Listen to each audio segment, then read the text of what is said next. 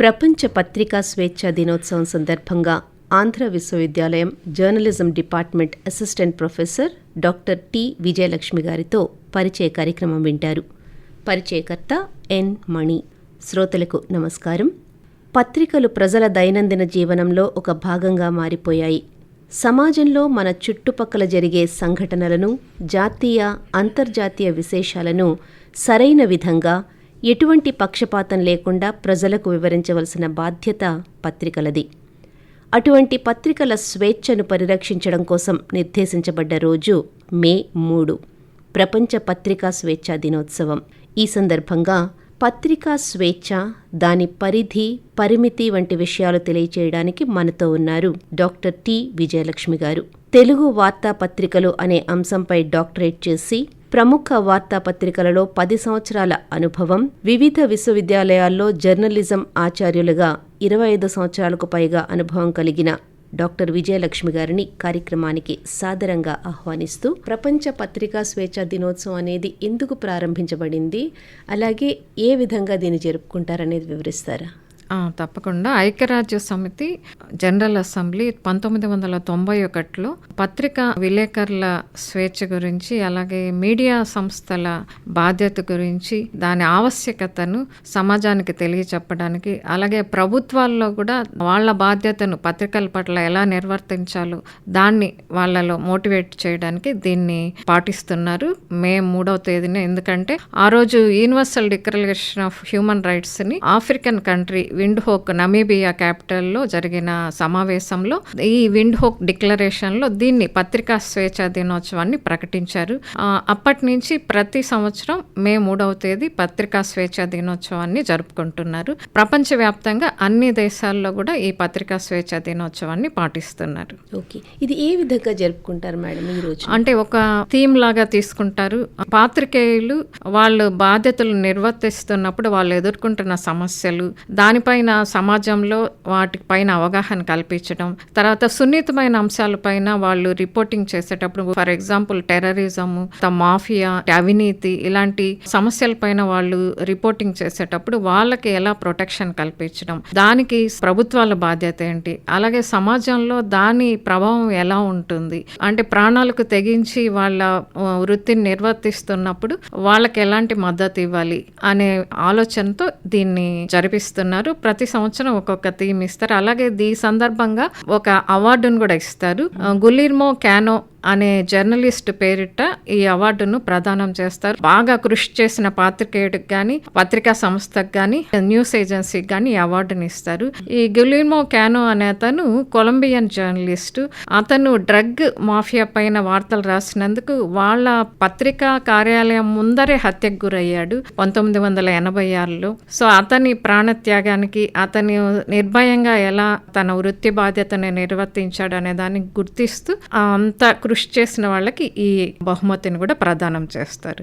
ఈ కార్యక్రమాలు జరిపిస్తారు అన్నమాట. ఓకే మేడం, ఈ పత్రికా స్వేచ్ఛ అంటే ఏంటండి, దాని అర్థాన్ని వివరిస్తారా? పత్రికా స్వేచ్ఛ అంటే పత్రికలు నిర్భయంగా ఏ అంశం పైన కూడా సమాచారాన్ని వివిధ మాధ్యమాల ద్వారా ప్రజలకు అందించడం, అది పత్రికా స్వేచ్ఛ. స్వేచ్ఛ అంటే ఎటువంటి ఆటంకాలు లేకుండా, అంటే అటు ప్రభుత్వం నుంచి కానీ, ఇటు బయట వ్యక్తుల నుంచి కానీ ఎటువంటి ఆటంకాలు లేకుండా వాళ్ళు చెప్పదలుచుకున్న సమాచారాన్ని ప్రజలకు అందించడం అన్నమాట. ఈ స్వేచ్ఛ అనేది ఎందుకు అవసరం అంటే, ఈ పత్రికా స్వేచ్ఛ ద్వారా సమగ్ర సమాచారం ప్రజలకు అందుతుంది. అంటే వాళ్ళు చాలా కూలంకషంగా అన్ని రకాల కోణాల నుంచి సమాచారాన్ని సేకరించి ఎటువంటి అంటే సెన్సార్ లేకుండా దాన్ని అందించడం ద్వారా ప్రజలకు ఒక అంశం పైన సమగ్ర అవగాహన అనేది కలుగుతుంది. తర్వాత రెండోది ఏంటంటే, ఒక అంశం పైన అందరికీ వేర్వేరు అభిప్రాయాలు ఉంటాయి. సో అన్ని రకాల కోణాల నుంచి రకరకాల అభిప్రాయాలను కూడా పత్రికా స్వేచ్ఛ ఉండటం ద్వారా వాళ్ళు అందించవచ్చు అనమాట. అంటే ఎడిట్ చేయకుండా, ఏకపక్షంగా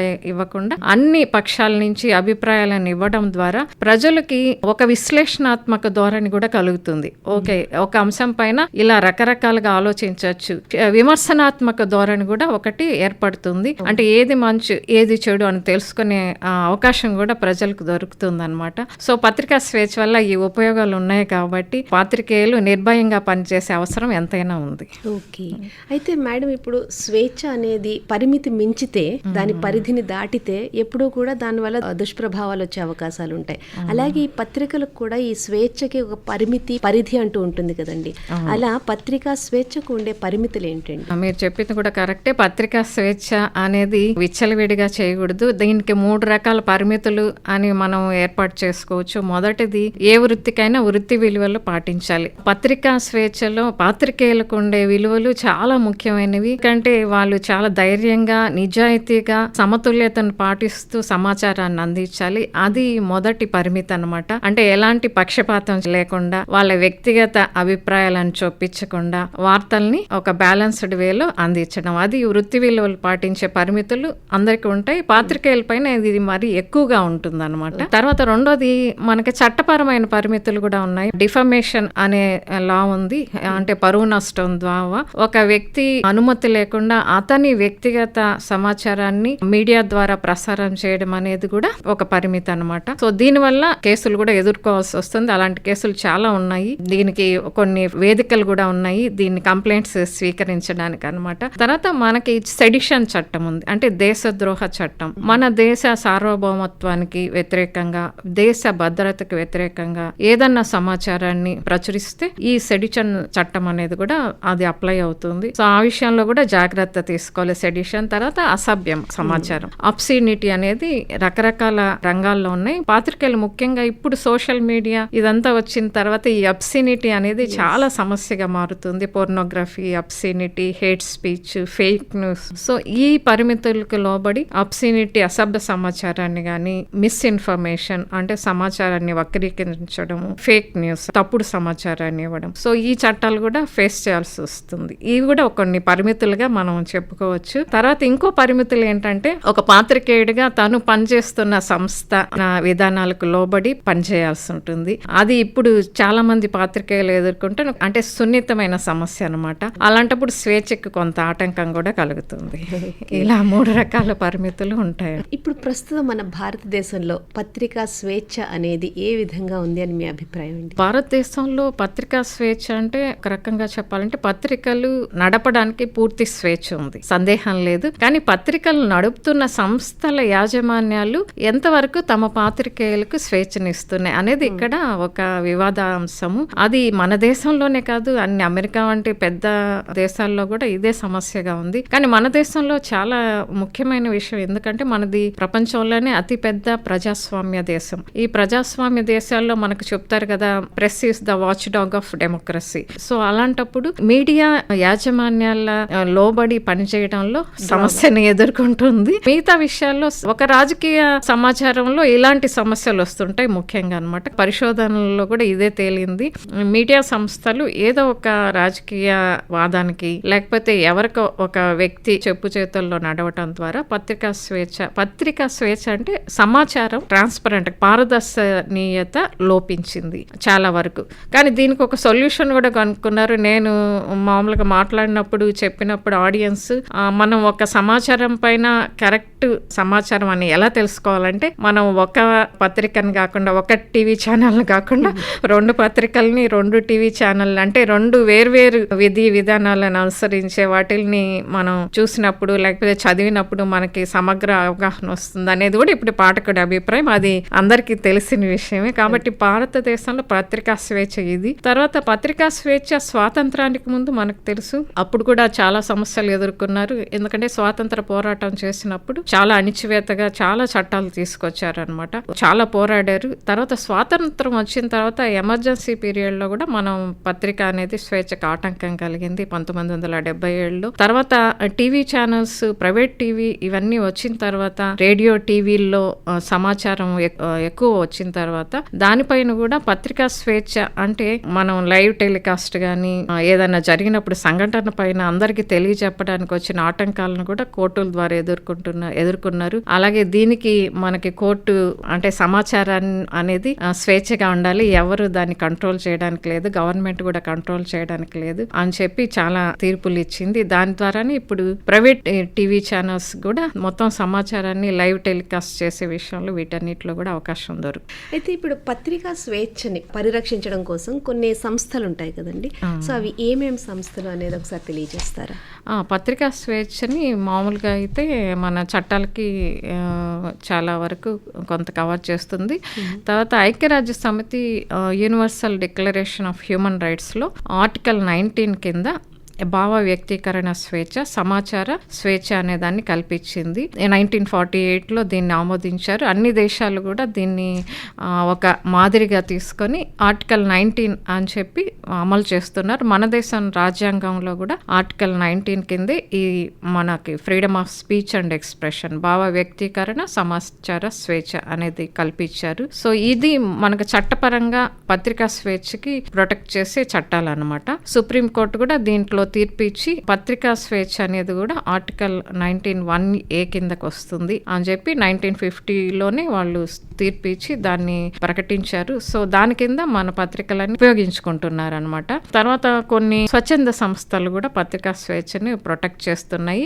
అంతర్జాతీయ స్థాయిలో అయితే రిపోర్టర్ వితౌట్ బార్డర్స్ అనే సంస్థ ఫ్రాన్స్ ప్రధాన కార్యాలయంగా వీళ్ళు ప్రపంచంలో పాత్రికేయులు, పత్రికా సంస్థలు ఎంత స్వేచ్ఛగా పనిచేస్తున్నారు, వాళ్ళు ఎదుర్కొంటున్న సమస్యలు ఏంటి, వాళ్ళకు వస్తున్న ఆటంకాలు ఏంటి, దాన్ని సమాజంలో ఎలాంటి ప్రభావం చూపుతుంది అనే అంశాలపైన వాళ్ళు పరిశోధన చేసి వాళ్ళకి కొంతవరకు సహకారం అందిస్తారు. ఫ్యాక్ట్ ఫైండింగ్ కమిటీలు ఇలాంటివి ఏర్పాటు చేసి సహకారం అందిస్తారు. అలాగే వాళ్ళు ప్రపంచ పత్రికా స్వేచ్ఛ సూచిక అని కూడా దాన్ని ప్రతి సంవత్సరం దాన్ని వాళ్ళు రిలీజ్ చేస్తుంటారు అనమాట. 1985 నుంచి ఈ సంస్థ అంతర్జాతీయ స్థాయిలో చేస్తుంది. మన దేశంలో అయితే 1966లో ప్రెస్ కౌన్సిల్ ఆఫ్ ఇండియాని ఏర్పాటు చేశారు. So press council of India బాధ్యతలు ఏంటంటే ఇది ఒక భారత ప్రభుత్వం కింద ఉన్న స్వయం ప్రతిపత్తి సంస్థ అనమాట. దీంట్లో బాధ్యతలు ఏంటంటే పత్రికా స్వేచ్ఛను పరిరక్షించడం, పాత్రికేయుల సమస్యల పైన వాళ్ళకి సహకారం అందించడం, తర్వాత పత్రికల పైన వచ్చే ఏదన్నా ఫిర్యాదులు,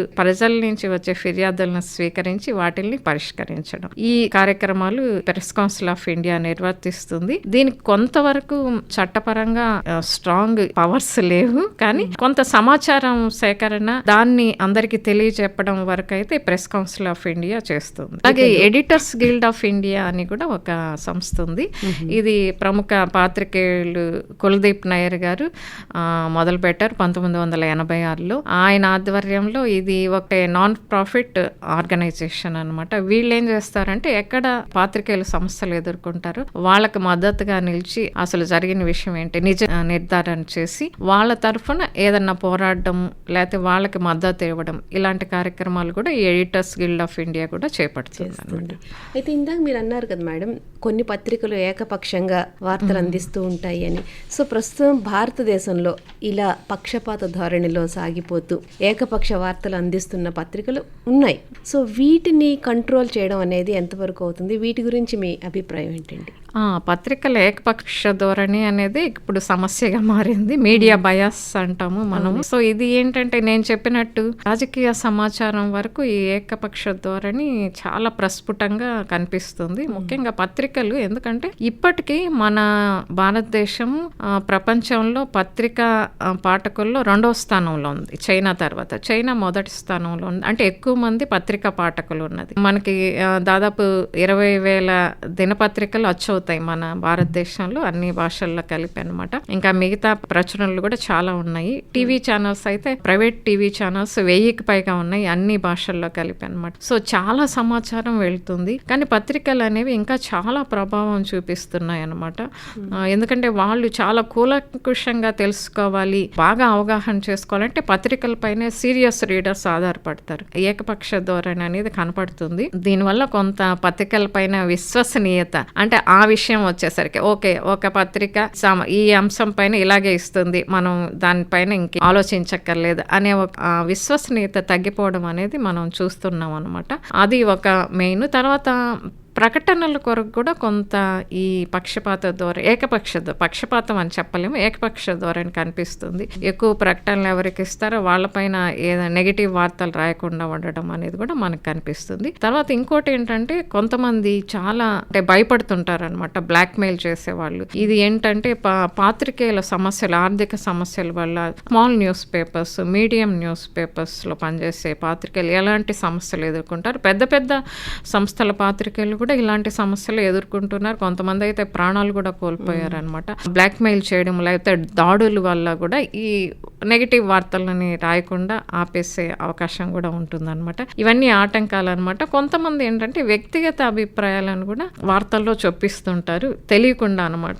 అలాంటప్పుడు కూడా ఈ మీడియా బయాస్ అనేది వస్తుంది. వాదోపవాదాలు జరుగుతున్నాయి అనమాట. కొంతమంది కొన్ని పార్టీలు అయితే కొంతమంది పాత్రికేయులని అసలు బహిష్కరించారు. కానీ అలా బహిష్కరించడం అనేది పరిష్కారం కాదు. దీనిపైనే చంద్రచూడ్ గారు మాజీ ప్రధాన న్యాయమూర్తి తన జడ్జిమెంట్లో అలా చెప్పారు. Editors guild of India case సందర్భంగా వ్యాఖ్యానిస్తూ మనం ఫ్రీడమ్ ఆఫ్ ఎక్స్ప్రెషన్ ఆపకూడదు. వాళ్ళు ఎక్స్ప్రెస్ చేసిన అంశాలపైన మనకి దానిపైన మనం అంగీకరించవచ్చు, వ్యతిరేకించవచ్చు, కానీ దాన్ని ఆపకూడదు అనేది. సో ఇలాంటి ఎంత మీడియా బయాస్ ఉన్నా కూడా మీడియాని అందరూ స్వీకరించాలి. దానిపైన వాళ్ళ అభిప్రాయాలు వాళ్ళు ఏర్పాటు చేసుకోవచ్చు అనేది ఒక అభిప్రాయం అన్నమాట. సో ఇందాక మీరు మాట్లాడుతూ స్వాతంత్రానికి ముందు స్వాతంత్రం తర్వాత కూడా పత్రికా స్వేచ్ఛ కోసం పోరాడారు ఎంతో మంది అన్నారు.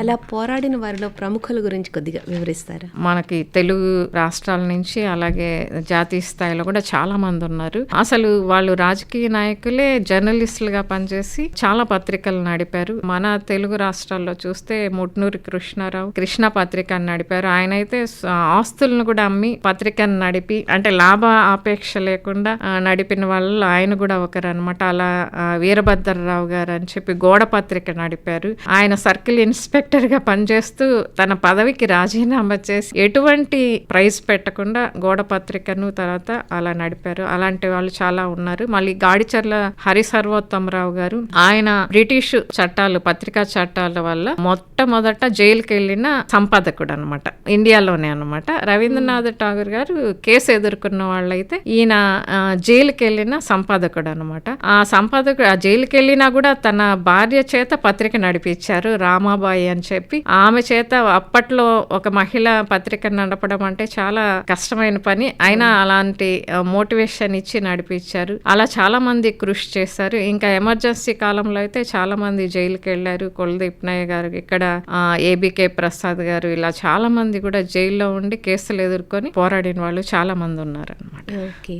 సో ఇప్పుడు ఒక పత్రికని నడిపించడము, సారథ్యం వహించడం అంటేనే ఒక సాహసోపేతమైన పని అని చెప్పుకోవాలి. సో ప్రస్తుతం పత్రికా స్వేచ్ఛ ఎదుర్కొంటున్న సవాళ్ళు ఏంటండి? పత్రికా స్వేచ్ఛ సవాళ్ళు అంటే మొట్టమొదటిది మనకి రాజకీయ అణచివేత. ఇది యాజమాన్యాలకు వస్తాయి, యాజమాన్యాల నుంచి పాత్రికేయులకు వస్తాయి అనమాట. ఇది మొట్టమొదటి పెద్ద సవాల్. ఇక్కడే కాదు, అన్ని ప్రపంచ దేశాల్లో కూడా ఈ సవాల్ ఉంటుంది. రాజకీయ జోక్యం అనేది మనకి మొదటి సవాల్ అనమాట. ఎందుకంటే ఇప్పుడు చాలా మీడియా సంస్థలు మన ఇండియాలో కార్పొరేట్ సంస్థల చేతుల్లోనే ఉన్నాయన్నమాట. యాజమాన్యం వాళ్ళ చేతుల్లోనే ఉంది కాబట్టి స్వేచ్ఛగా పనిచేయాలంటే ఉద్యోగాన్ని కోల్పోవాలి, లేకపోతే వాళ్ళకి అనుకూలంగా పనిచేయాలి. అది మొదటి సవాల్ అనమాట. తర్వాత దాడులు, బెదిరింపులు, ఇది మనకి బాగా జరుగుతుంది. కొన్ని సున్నితమైన అంశాలపైన రిపోర్ట్ చేసే విలేకరులు ఇలాంటి సమస్యలు ఎదుర్కొంటారు. మాఫియా, అవినీతి, రకరకాల డ్రగ్స్, ఉగ్రవాదుల నుంచి కూడా ఇలాంటి బెదిరింపులు, దాడులు జరుగుతాయి అన్నమాట.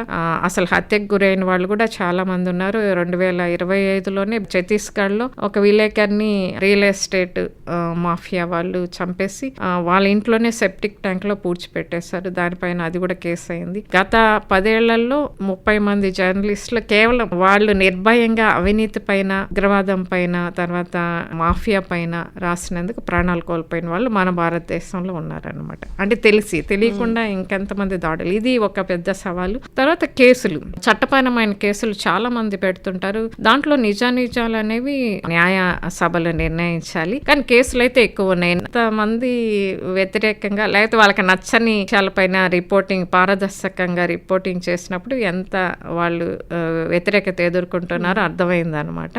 ఇంకా వాళ్ళకి ఫోన్ కాల్స్ కూడా వస్తాయి, బెదిరింపులు అనేవి. ఇది మామూలుగా ముఖ్యంగా కమ్యూనల్ టెన్షన్స్ ఇట్లాంటప్పుడు కూడా ఈ బెదిరింపులు, దాడులు అనేవి బాగా ఎక్కువ జరుగుతుంటాయి అన్నమాట. తర్వాత ఆర్థిక పరమైన ఒత్తిళ్లు కూడా పాత్రికేయులు ఎదుర్కొంటున్నారు. ఎందుకంటే పాత్రికేయులు వాళ్ళకి ఆర్థిక పరిస్థితి యావరేజ్గా చూస్తే అంత బాగుండదు అనమాట. ఎందుకంటే ఏ పత్రికా సంస్థ కానీ వాళ్ళ వేజ్ బోర్డ్స్ని సంపూర్ణంగా అమలు చేయటం లేదా 1-2 కాబట్టి వాళ్ళు కూడా వాళ్ళ ఆర్థిక ఒత్తిళ్లకి లోబడి కొంత వాళ్ళ వృత్తిలో వాళ్ళు కాంప్రమైజ్ అయిపోవడం అలాంటివి కూడా జరుగుతున్నాయి. దాన్నే బ్లాక్ మెయిల్ జర్నలిజం అని కూడా అన్నారు. దీనివల్ల పాత్రికేయ వృత్తి పైన ఉన్న గౌరవం కూడా కొంత తగ్గుతుంది.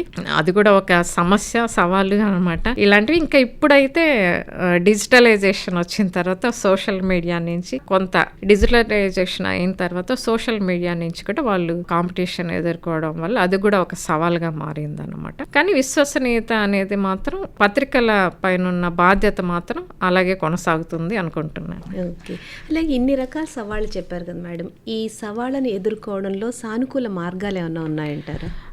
అంటే సవాళ్ళు ఎదుర్కోవాలంటే, చట్టపరమైన సవాళ్ళు ఎదుర్కోవాలంటే యాజమాన్యం వాళ్ళకి మద్దతుగా నిలవాలి.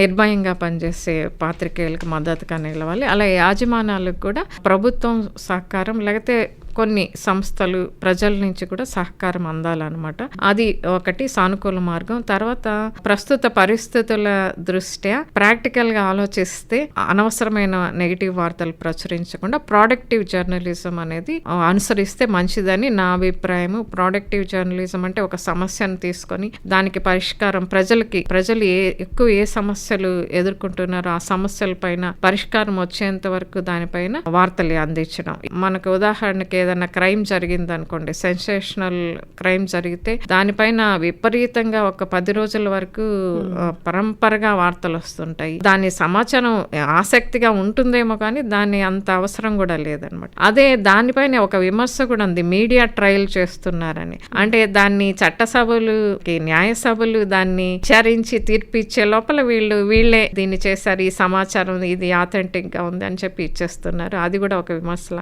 అలాంటి ధోరణిని ప్రొడక్టివ్ జర్నలిజానికి వాళ్ళు అనుసరిస్తే కొంతవరకు ప్రజలకి గౌరవం పెరుగుతుంది, పత్రికల పైన లేకపోతే మీడియా పైన గౌరవం పెరుగుతుంది. తర్వాత ఇంక్లూజివ్ జర్నలిజం అనేది కూడా ఫాలో కావాలి. ఇంక్లూజివ్ జర్నలిజం అంటే మన తప్పులు మనకు తెలుసు, మన బలహీనతలు మనకు తెలుసు, మన వృత్తిలో ఉండే లోటుపాట్లు తెలుసు, వాటిల్ని మనం యాక్సెప్ట్ చేస్తూ వీలైనంత వరకు నెగిటివ్ న్యూస్ ని కంట్రోల్ చేసి పాజిటివ్ న్యూస్ ని ఎక్కువ ఫోకస్ చేయడం ద్వారా ప్రజలకి ఒక మంచి ఆలోచనల దృక్పథం అనేది ఏర్పడుతుంది అని చెప్పి అనుకోవచ్చు అనమాట. మనకి ప్రభుత్వాలు కూడా పత్రికల బాధ్యతను గుర్తించి వాళ్ళ ప్రాముఖ్యతను గుర్తించి కొంతవరకు వాళ్ళకి ప్రొటెక్షన్ ఇచ్చే చట్టాలు, పాత్రికేయుల పరిరక్షణ మన చట్టాల్లో ఉండే వాటిల్ని ఉపయోగించుకోవాలి. మామూలుగా హ్యూమన్ రైట్స్ కి సంబంధించిన చట్టాలను ఉపయోగించుకోవాలి. కొన్ని చట్టాలని కూడా ఏర్పాటు చేస్తే కొంతవరకు వాళ్ళకి మద్దతునిచ్చినట్లు అవుతుంది అనమాట. ఈ సవాళ్ళని అధిగమించవచ్చు అనుకుంటున్నాను. ఇప్పుడు ఎల్లో జర్నలిజం అంటారు కదా మేడం, అంటే ఏంటండి అది? ఎల్లో జర్నలిజం అంటే దాన్ని లేని విషయాల్ని ఒక సమాచారంగా అందించడం. అంటే అసత్య వార్తల్ని, ఒక కల్పనా కథల్ని ప్రచురం చేయడాన్ని ఎల్లో జర్నలిజం అంటారు.